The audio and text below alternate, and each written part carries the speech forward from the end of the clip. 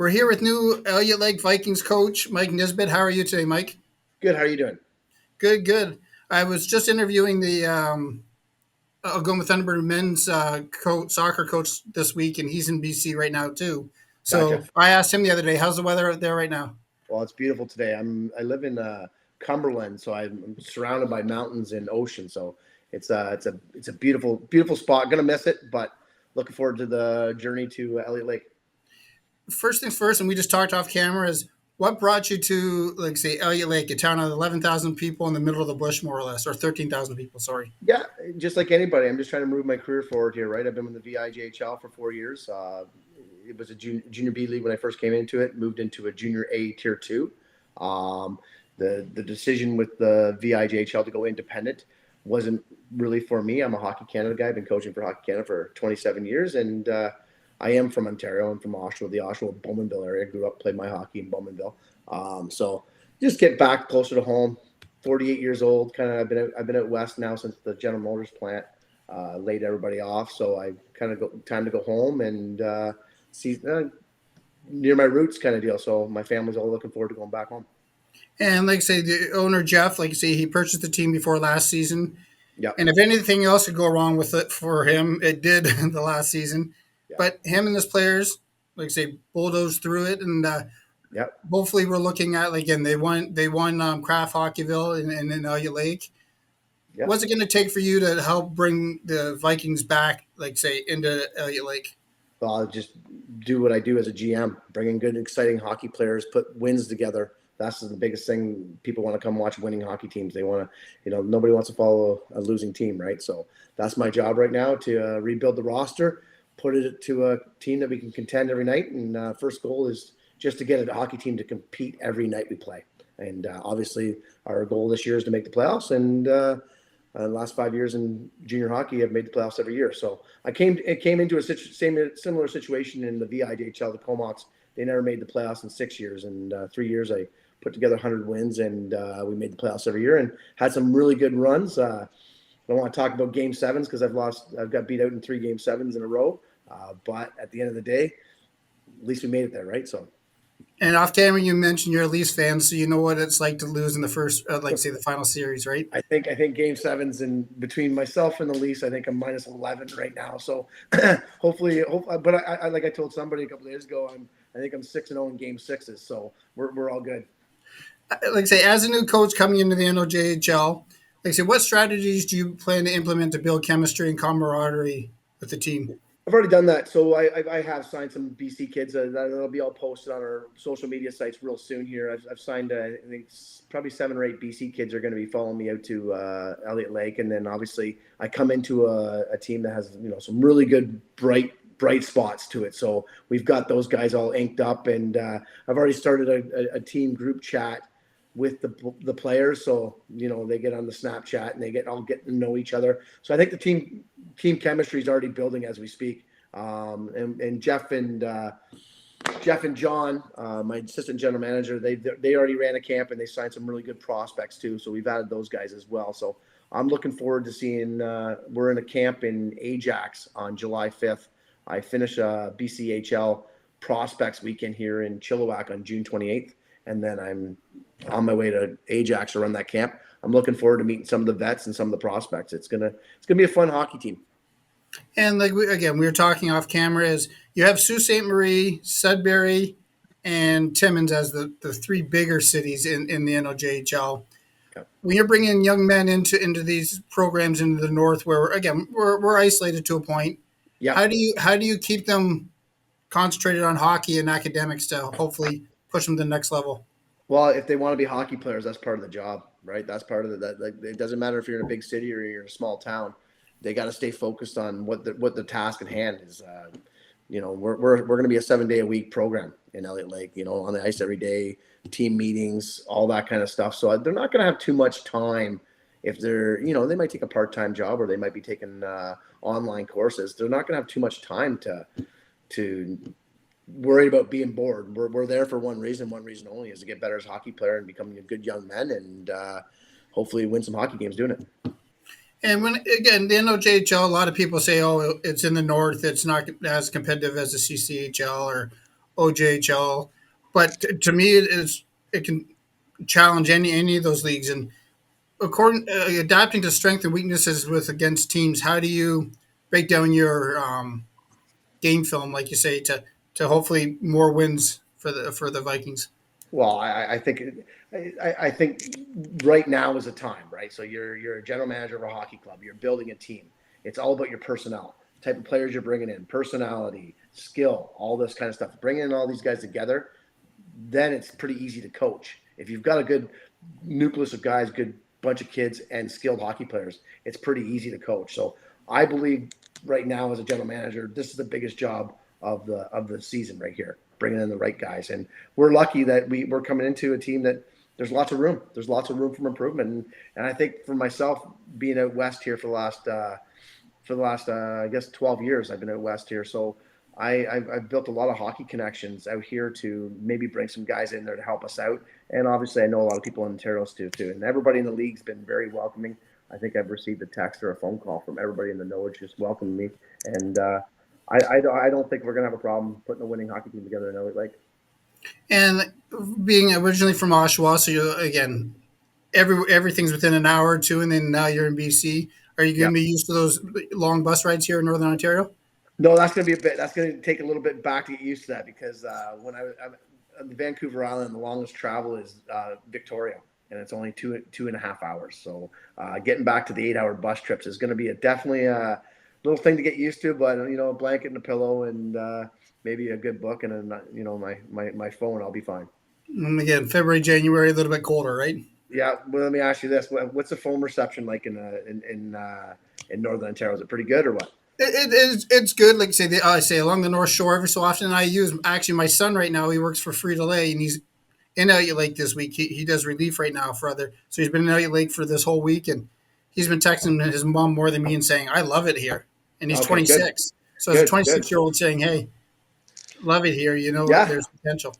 Yeah, I'm not coming by myself. I'm coming with my wife and my two sons. My oldest boy's going through to be a cop right now in Alberta, but he won't be making the trip with us. But my middle son and my youngest son are coming too. So I'll have my family with me there. And like I said, we're going to spend the whole month of July down in the Toronto area, and then we'll make our way back up to Elliot Lake for August. And once hockey season starts, I don't really have too much time to do anything but hockey. So it's go time.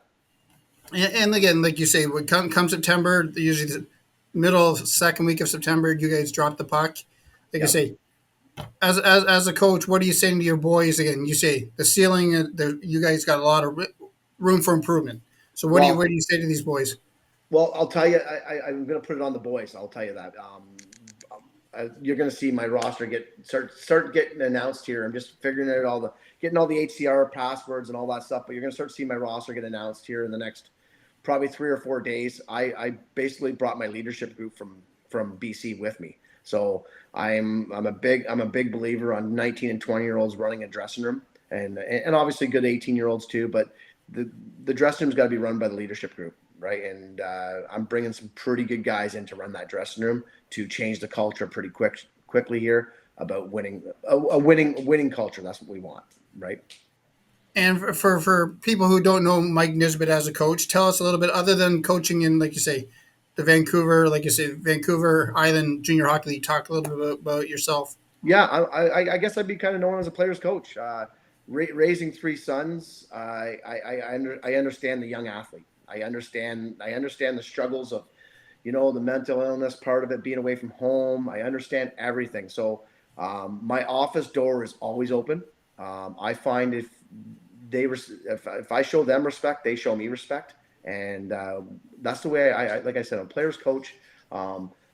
Pretty big systems guy too. I like coaching the older guys to understand the structure of the game and stuff like that. Play the game the right way. I am old school that way. We won't get bullied around. We'll be a physical hockey club. I always make sure I got a couple big tough guys in the lineup to make sure everything goes right. And I'm looking forward to it. I'm meeting these guys on the phone and stuff like that, and talking to these guys over the phone. I'm looking forward to it. And how are you selling it to, like, say you're bringing kids from BC? How are you selling it to them about coming to a town of 13,000 people? Well, in Comox here, it's kind of an older community too, right? So like it's not really much different. We don't have a lot on the island. Like, yeah, if you want anything big on the island, you got to go to Nanaimo or Victoria. Comox really doesn't have like everything that you need. So it's no different for us going for a drive to Sudbury or a drive to Sault Ste. Marie to go get stuff because we're kind of used to it. We have to take off to Nanaimo to even go to a mall. So I'm in Cumberland. It's a small little town right now. We don't have in Cumberland. We don't even have a grocery store, so we have to go into Courtenay or Comox to do our grocery shopping. So I'm kind of used to it, and I kind of like the slow pace lifestyle. To be honest with you. And can you talk a little bit about who your coaching staff's going to look like? Well, I'm luckily I came into I have to go on my phone here to get the guys' names because I'm dealing with a lot of names right now. It's you wouldn't believe it, but I came into some pretty good staff here. Just one second here. We got No new goalie coach is coming on. Parker Simpson. I guess he played for the team a couple years ago. He's moving up to Elliot Lake there. Just one second here. Just one second. Elliot. I've only talked to these guys once on the phone, right? So the same assistant coach, the defense coach is coming back. I got John Buchanan is the assistant general manager. He's done a lot of work, stuff like that. I've talked to all the equipment managers. Like Jeff's got these guys all dialed in. I'm just basically walking in the door, gonna tell everybody how my style of hockey, what I expect from everybody, what the buy-in is, and we'll go from there. But Jeff's got the whole team set up pretty good. It's just my job right now is to bring the players in, and that's what I've been sitting at this desk here doing for the last 2 weeks straight. So. And with bringing players in, the biggest thing I find as a coach is how do you mesh the veterans and the rookies together to get a cohesive group? I think that will come with gameplay. I think the motions of the part of the year. I think everybody will get into main camp on August 20th. I think everybody will be feeling each other out. I'm going to bring a pretty strong main camp in together. I usually like to go with 40 guys coming in to steal guys that are already signed spots. That's part of junior A hockey, and it'll be a pretty physical camp. And then usually once you get through main camp, you get down to your 25-man roster. The chemistry is pretty well built, and then it obviously builds during the year if you have success. Success builds them quicker, but if you get off to a slow start, you'll see the guys that have the character to put that team closer together. And I go back for again, we're going for the NOJHL for people who know it. Again, they assume that the smaller communities are always the ones at the bottom of the standings. Yeah. What do you say to the Elliot Lake people when you're going to have them mid to top of the standings in the West come Christmas time? We'll say. Yeah, I don't. There's no excuses about being a small community team. It's the best hockey players. You got to get in and compete with these big guys and these big teams and bring in the good hockey players right off the hop. But we're not going to be a development team. I'm not big on that. I want to win hockey games. Like I told Jeff in my interviews and stuff like that, I'm a win. I want to win, right? So I got a pretty good winning percentage as a coach in junior hockey, and I want to make sure it stays that way. So we'll do anything we have to do to win hockey games. So I can't predict where we're going to be because I haven't seen the league yet. But I'll tell you right now, we're going to have a bunch of guys in there that are going to work their butts off to compete every night. So did you I say not the title, but to be the David compared to the Goliath coming into the league? I don't believe in that either. I don't believe in the David Goliath. I believe whatever I do this offseason to build a hockey club will give us the best chance to win. And there's no reason. I don't see any reason there's not good hockey players won't come to Elliot Lake. I think it's all about leadership and starting with me. And when I recruit these guys, telling them we're gonna turn this program around pretty quickly. And I do believe that. And for prospects, how do they find information about your camp in July for the Vikings? Yeah, I'm still educating myself on that, to be honest with you. Well, right now you can see it on social media and stuff like that, but I got to get my camp flyer out there a little bit more. Obviously, for the Southern Ontario guys, there's lots of good hockey players down there that probably won't be playing junior hockey come September.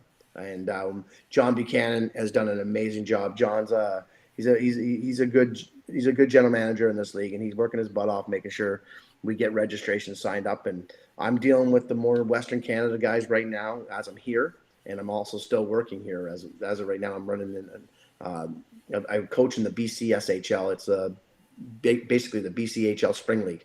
So I've Okay. got I'm working for the Powell River Kings, and I've got a full 20-man roster of great 16 and 17-year-old prospects. And so I'm working those angles right now to get some good players out there. And but yeah, like I said, July 5th, the camp in Ajax. I think we're half full right now. We're still recruiting. We got a month to do it, and I think we'll fill that camp up, and we'll go from there. And the final question, I guess you say, as a coach at junior hockey, you're dealing with 16 to 20-year-olds. Yeah. As a coach, how do you handle development to help get them to the next level when it comes to, because most of these kids, that's what they want, right? Yeah, 100%. Well, it starts with your program, right? You've got to make sure that you have a top junior A program, and we will have a top junior A program. We'll have weekly skill sessions with 3-4, intense practices every week. Our new goalie coach also teaches yoga, and he's also going to be in the gym with these guys, pushing these guys every day. We're there for one reason only. It's hockey, and yeah, I'm looking forward to the Viking season this year. And again, junior A hockey, biggest thing is development, right? Yeah, that's all it's about, development. And you know what, I'm going to push them. There's no easy days playing hockey for me. Everybody's got to buy in, pull on the rope, and they've got to, I can put the program in place, but it always comes down to the player's determination himself, right? Does he want to get to the next level, right? And we don't want guys in LA Lake that don't want to get to the next level. We want everybody pushing to get to the next level. In Comox here, 5 of my 6 20-year-olds have all committed to either an NCAA Div 3 school, ACHA 1, or good Canadian colleges, right? So in my days in Comox here, we've always tried to push guys to get to the next level.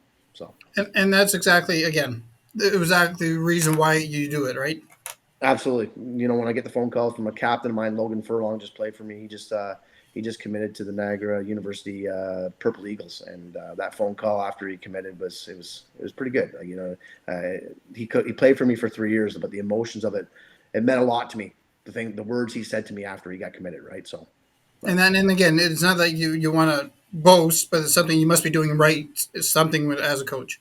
yeah, no, you just keeping them positive, You know how like a lot of players, junior hockey players, they walk away from the game. They get frustrated.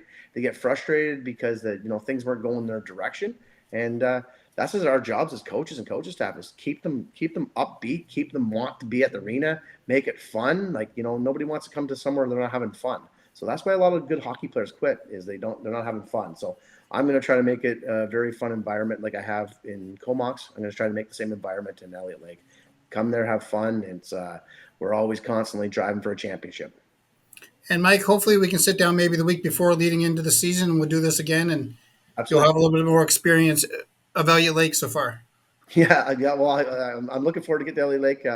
Looking forward to the drive, to be honest with you. I wish we could just press a button and be there, because I've done that drive so many times. But we got a lot of stuff coming back with us, so I'm going to be driving the big 26-foot U-Haul to get her back. So it's not looking forward to it. So what are you looking at? 3-day trip? Well, we're going to stop in BC. I got to coach a tournament in BC, and then my son's up in Calgary. He's at the RCMP boot camp, whatever there. So we're going to spend maybe 1 day with him, and then it's pretty well 12-hour day driving, I guess. And however long the wife can follow me, that's how long it's going to take, right? But I'm hoping I make it to Ajax by July 5th, because we have a camp there. So Better leave tomorrow then. No, I'm joking. there's a deadline. There is a deadline, right? So. Well, Mike, thank you, and we'll do this again in September. Okay, sounds good. Thanks very much for having me on. And like I said, Vikings fans, look forward to a fun hockey club. Thank you. Thank you. We're here with Cole Jarrett of the Soo Thunderbirds. How are you today, Cole? Good, Jay. Thanks for having me. First question, we're going to get last season out of the way, then we'll talk about the rest about next season. Reflecting on last season, what do you believe were the main contributing factors to the team's struggles and losses this past season? I think we've talked this to death already. We went through a season like that I've ever seen before in terms of injuries. Not, if I'm going to reflect on, I guess one thing that would be one major factor. But there's other things that we could have done along the way to maybe help that, and things that we've definitely evaluated and hope to learn from moving forward here. And coming in, like say, this is your fourth season now as owner and coach. Correct. Yeah. President. Yes. Yeah. What is the biggest? I think what's the biggest hurdle that you've had to deal with, like you say, as a coach and as the president? Uh, I mean, it's been a challenge. I guess I don't really look at it that way. In terms of hurdles, they've been one hockey season after the other.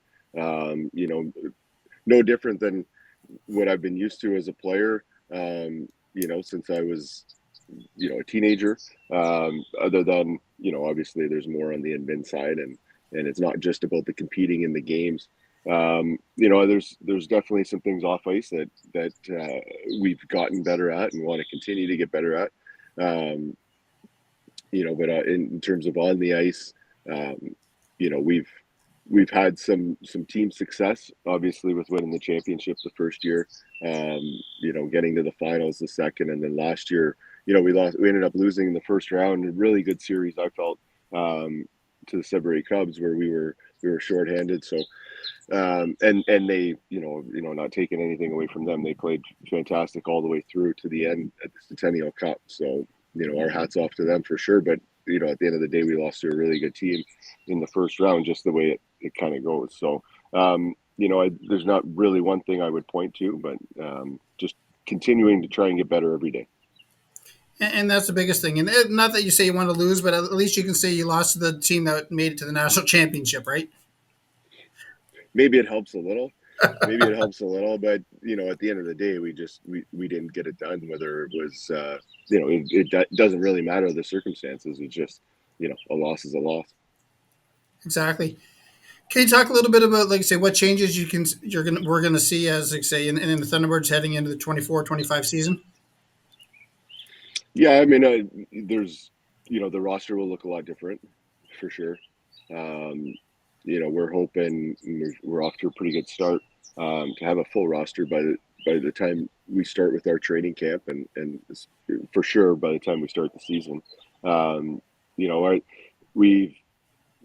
last couple seasons we've got off to slow start, so that's something that we're focused on this summer is making sure that we're prepared as we can be with the players that we do have, and kind of hit the ice running, so to speak. And that's something that we've definitely identified this off season that we definitely want to improve.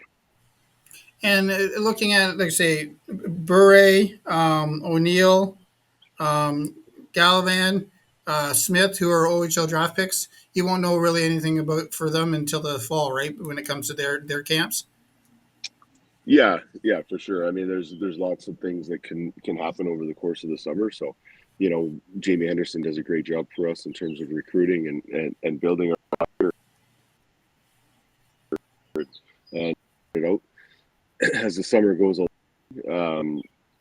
But yeah, it's definitely, the guys you mentioned, there's some question marks there, and if we're without them, then some big shoes fell. But if I'm a new player coming in, I just look at that as an opportunity, and excited for that opportunity. So, we've had a long off season, I guess, for us in our short tenure here. So, lots of time to get excited about next season. I hope the players are feeling the same way. And again, when it comes to rookies, you've made two announcements: Joe Reese and Cowan from the U18 program. What do you think of those young boys or young men bring into your roster in the fall? Yeah, for sure. I mean, I've both of them. I've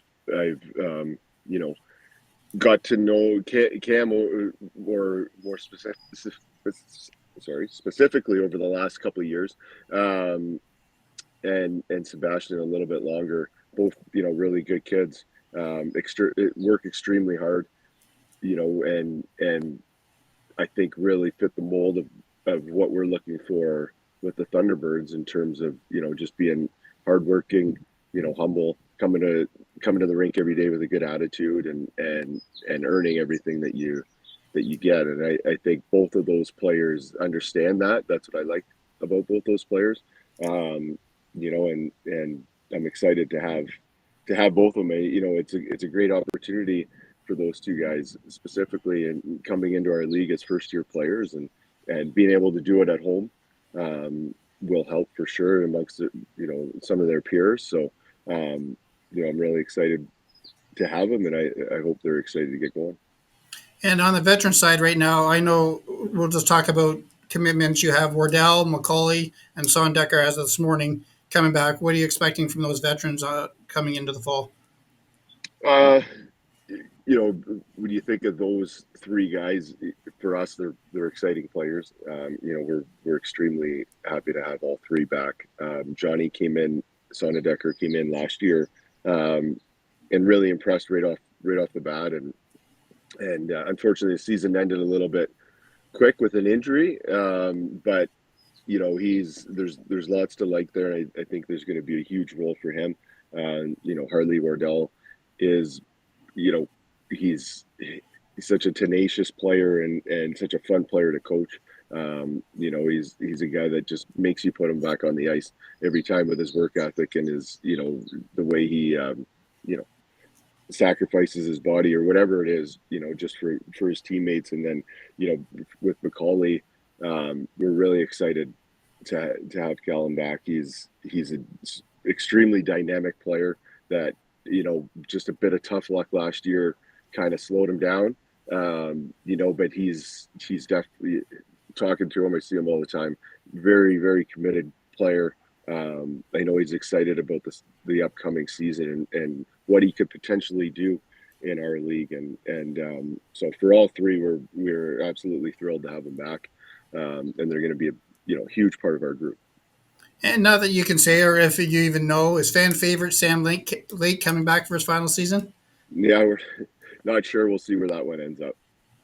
Again, the fans love him, right? So, again, going into your fourth season, you guys, again, Thunderbirds are used to building a winning culture when it comes to the players, the coaches, and the staff.